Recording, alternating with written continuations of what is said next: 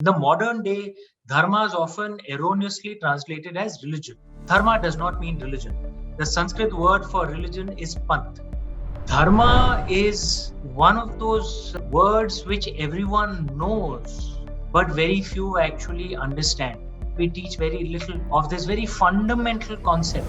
And to understand India, one has to understand dharma. Indeed, to understand life, one has to understand dharma. It is not something that has easy answers. It needs exploration, which is why we have written an entire book to try and explain that.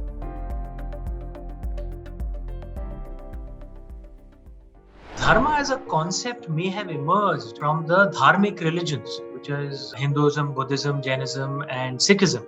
But it does not mean that if you don't follow these religions, dharma does not apply to you. Gravity may have been discovered by a Christian, but it doesn't mean that if you're a non-Christian, gravity does not apply to you. It does. It's the same way with dharma. Dharma is that which binds, that which sustains, that which balances the universe. Dharma as a concept applies not just to human beings, but to the entire universe. From the plants to the ants to the animals, the tigers, the lions, the elephants, the sun, the moon, the stars, dharma is applicable to life. Even the gods and goddesses are subject to the laws of dharma. See the Mahabharata, for example. Lord Krishna, who's God himself, is cursed at the end by Ma Gandhari, who's a human being. And what does Lord Krishna do when Ma Gandhari curses him? He accepts it with grace. Now, one can be calm inside in a state of low consciousness, as animals or sticks and stones are, or one can be in a state of balance with consciousness. Another thing to understand about dharma is that it's not a list of do's and don'ts. How can you have a list of do's and don'ts for all time? Because as the age changes, the dharma of the yuga also changes. How can you have a similar list of do's and don'ts for all people? Because all people are different. So therefore, we'll have a different set of do's and don'ts. Can that soldier's list of do's and don'ts be similar to mine? Of course not. Because that soldier's life is different. So therefore, that soldier's swadharma is different from mine. Which is what brings us back to that core concept that you cannot have a list of simplistic do's and don'ts for all time and for all people. Dharma expects you to make up your own mind, make your own choices, and then live with the consequences. There is not one all-powerful, all-knowing, all-merciful God with a long white beard who will come down and save you. We will save ourselves. Dharma doesn't treat you like a child. It treats you like an adult. You will suffer or benefit the consequences of your own actions.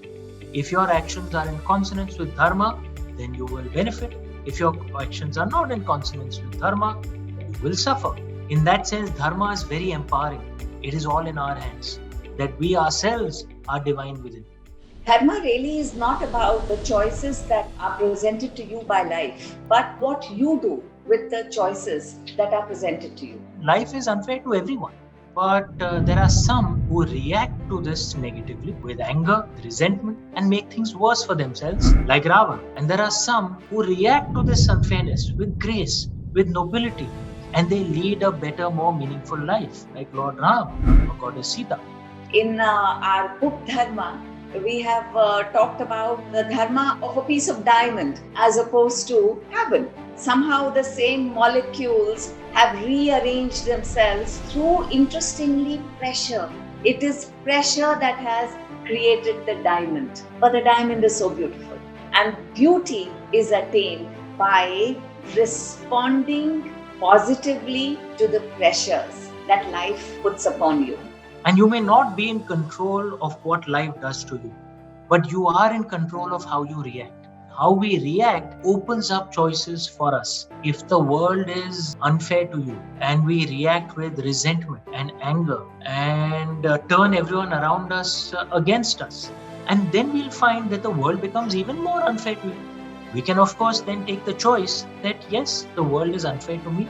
It is unfair to everyone else as well. As Gautam Buddha had said, grief is the fundamental reality of the universe, the first of his four noble truths. So how can I react to it? That fine, negative energy has come to me. Can I try to give out positive energy to those around me? And then maybe some around them will give me positive energy back in turn, and I might get into a positive spiral. So the choices I make defines What are the next set of choices offered to me? Dharma adapts to what state of life you are in. There are 4 levels of dharma. One is Sanatan Dharma, that which is timeless, which is dharma for the entire universe and Sanatan for all time. And then at a slightly lower level is the Yug Dharma, the dharma of the age. And the third level is the Kul Dharma, the dharma of the nation or the community that we live in.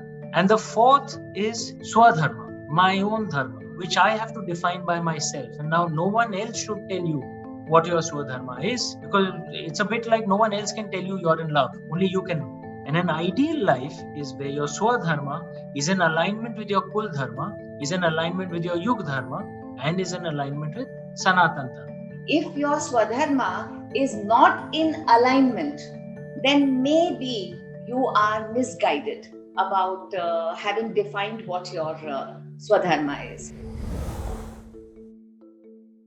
Can it be that dharma is more of a journey than a destination? Because when we actually reach that destination of ideal alignment, we will get moksha. We will not be here anymore. So in a sense, it is a continuous search.